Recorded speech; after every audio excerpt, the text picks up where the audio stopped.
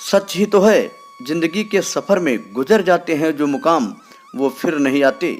जी हाँ दोस्तों, हम बात कर रहे हैं संगीत की दुनिया में एक अलग ही खुशबू बिखेरने वाले हर दिल अजीज गायक किशोर कुमार की, जिसके खनकीली आवाज की खनक आज भी लोगों के दिलो दिमाग पर छाई हुई है और आने वाली कई पीढ़ियों तक भी इसकी खनक बरकरार रहेगी। किशोर कुमार का जन्म 4 अगस्त 1929 को मध्य प्रदेश के एक छोटे से कस्बे खंडवा में प्रसिद्ध बैरिस्टर कुंज बिहारी लाल गांगुली के घर में आभास कुमार गांगुली के रूप में हुआ था। किशोर कुमार बचपन से ही संगीत प्रेमी थे, हालांकि उनका पढ़ाई में ज़्यादा मन नहीं लगता था।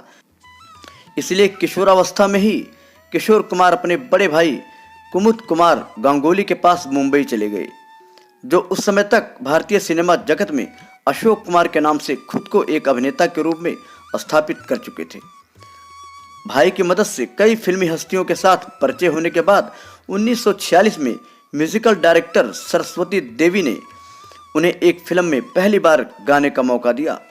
इस फिल्म का नाम था 80 डेज, लेकिन उन्हें उसमें कोरस में गाने का मौका मिला, जो उनके लिए बहुत बड़ी बात थी। वहीं निर्देशक शाहिद लतीफ़ ने किशोर को अपनी फिल्म जिद्दी में पहली बार सोलो गाने का मौका दिया, जो जोरदार हिट भी रहा। 1948 में देव आनंद पर फिल्माए गए इस गीत का नाम था मरने की दुआएं क्यों मांगूं। इसके बाद देव आनंद को लगभग सभी गानों में किशोर की आवाज़ ही सुनने को मिलती थी।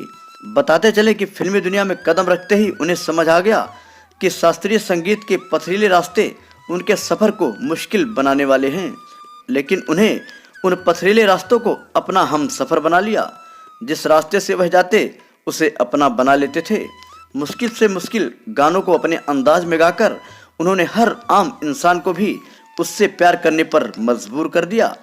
किशोर कुमार को उनकी जिद और जुनून ही बाकी गायकों से अलग बनाता है। कमाल की बात तो यह है कि बिना आरोह अवरोह साधे हुए ही उन्होंने संगीत जगत में इतना लंबा सफ़र तय किया था। दरअसल किशोरदा ने अपनी कमजोरी को कभी खुद पर हावी होने नहीं दिया। उन्हें अपने इस कमजोरी को स्वीकार करने में कभी कोई झिझक भी नहीं हुई। देखा जाए तो सफलता के ऊंचे पायदान पर खड़े होने के बाद भी इतनी ईमानदारी दिखा पाना सबके बस की बात नहीं है। किशोरदा अपनी आवाज़ से लोगों के दिलों तक सफ़र सुनिश्चित कर लेते थे। शास्त्रीय संगीत की ऊंची इमारत पर बैठे गीत जो रागों के रूप में सदे हुए गले से ही बाहर आते थे, उन्हें किशोर कुमार ने अपने अंदाज में ऐसे गाया कि वह देश की गली मोहल्लों में बजते नजर आए। उनकी आवाज़ और गानों ने कुछ ऐसा कमाल किया कि आज हिंदी सिनेमा के संगीत की कल्पना बिना किशोर कुमार के करना बेहद मुश्किल लगता है। भले ही उनके सुर थोड़ा भटके क्यों ना हो, लेकिन अपनी जादुई आवाज़ के बल पर वो हर दिल अजीज होते चले गए। अशोक कुमार ने एक इंटरव्यू में खुलासा किया था कि बचपन में किशोर की आवाज़ बेहद खराब थी। दरअसल इसके पीछे भी एक वजह है। हुआ यूं कि बचपन में एक बार किशोर कुमार भागते हुए अपनी माँ के पास किचन में आए और दुर्भाग्य से माँ के पास रखी दराती से उनके पैर की उंगली कट गई। उंगली बेहद बुरी तरह घायल हो गई थी। रो रो कर बालक किशोर कुमार का बुरा हाल था। डॉक्टरों ने उंगली किसी तरह जोड़ तो दी, लेकिन उस समय पेन किलर इतने ज़्यादा नहीं हुआ करते थे, इसलिए दर्द के मारे किशोर सारी रात रोते रहे। 15-20 दिनों तक जोर जोर से रोने की वजह से किशोर कुमार की वोकल कॉर्ड्स पर असर पड़ गया और उनकी आवाज़ में अलग सा हस्कीपन आ गया। इसकी वजह से उनकी आवाज़ बाद में बेहद निखर के आई, जो दुनिया भर में छा गई। दोस्तों, किशोर कुमार के जीवन में सन 1950 के दौरान एक दौर ऐसा भी आया था जब दादा मुनि यानी अशोक कुमार ने उन्हें फिल्म जगत व घर से निकालकर बाहर का रास्ता दिखा दिया था। हुआ यूं कि किशोर कुमार जब एक्टिंग में धीरे धीरे अपना पैर जमा रहे थे, इसी दौरान उनकी मुलाकात रूमा गुहा से हुई, जो वहां एक फिल्म की शूटिंग कर रही थी। दोनों के बीच दोस्ती हुई, वह मिलने लगे और धीरे धीरे ये मुलाकातें प्यार में तब्दील हो गईं, जिसके बाद दोनों ने शादी का फैसला लिया। जब ये बात किशोर कुमार के घर वालों तक पहुंची तो हंगामा मच गया, क्योंकि किशोर कुमार गांगुली ब्राह्मण थे और रूमा देवी गैर ब्राह्मण थी। इस बात को लेकर उनके परिवार में मतभेद इतना बढ़ गया कि दादा मुनि भी नाराज हो गए। उन्होंने इस शादी को स्वीकार करने से साफ मना कर दिया। जब किशोर कुमार ने विरोध किया तो गुस्से में आकर उन्होंने किशोर को बॉम्बे टॉकीज और अपने घर दोनों से बाहर निकाल दिया। वो वक्त इस कपल के लिए काफ़ी मुश्किल भरा समय था। अब उनके पास ना काम था ना घर। ऐसे वक्त में किशोर कुमार को पहला ब्रेक देने वाले खेमचंद प्रकाश और सचिन देव बर्मन ने उनका साथ दिया। सचिन देव बर्मन एक ऐसा नाम है जिसने किशोर कुमार के जीवन में बहुत बड़ा रोल अदा किया। सचिन किशोर से इतना प्यार करते थे कि उन्हें आउट ऑफ द वे जाकर भी उनकी मदद की। किशोर ने भी उनको हमेशा पिता के समान मान दिया। स्टार बनने के बाद नटखट और शरारती किशोर कुमार केवल सचिन देव बर्मन के सामने बिल्कुल सीधे बनकर रहते थे। न कोई मस्ती न कोई मजाक। ये कहना गलत नहीं होगा कि सचिन देव बर्मन का किशोर कुमार द स्टार के जीवन में बहुत अहम रोल रहा। इतना ही नहीं, किशोर और रोमा ने पहली बार मद्रास की हवाई यात्रा भी सचिन देव बर्मन की मदद से की थी। उन्हें अपने जीवन का पहला फिल्म फेयर अवार्ड भी उनकी मदद से ही मिला था।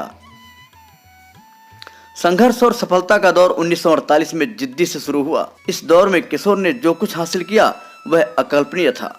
भारतीय सिनेमा में सहगल और रफी के बाद किशोर ही ऐसे तीसरे गायक थे जिनके आसपास किसी और गायक को स्थान नहीं मिला।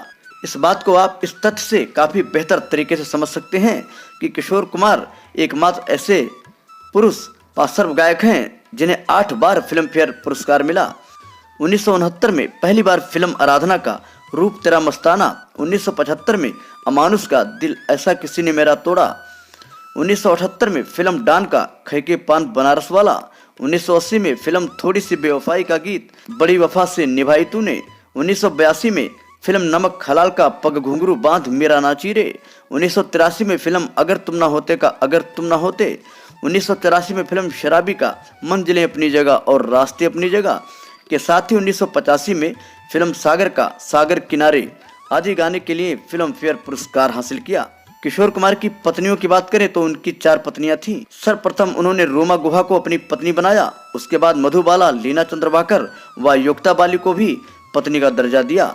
ये अलग बात है कि इनके वैवाहिक जीवन में तमाम उथल पुथल आए जिससे आपसी अलगाव भी हुए। आपको बता दें कि शुरू में किशोर कुमार को एस.डी. बर्मन और अन्य संगीतकारों ने अधिक गंभीरता से नहीं लिया और उनसे हल्के स्तर के गीत गवाए।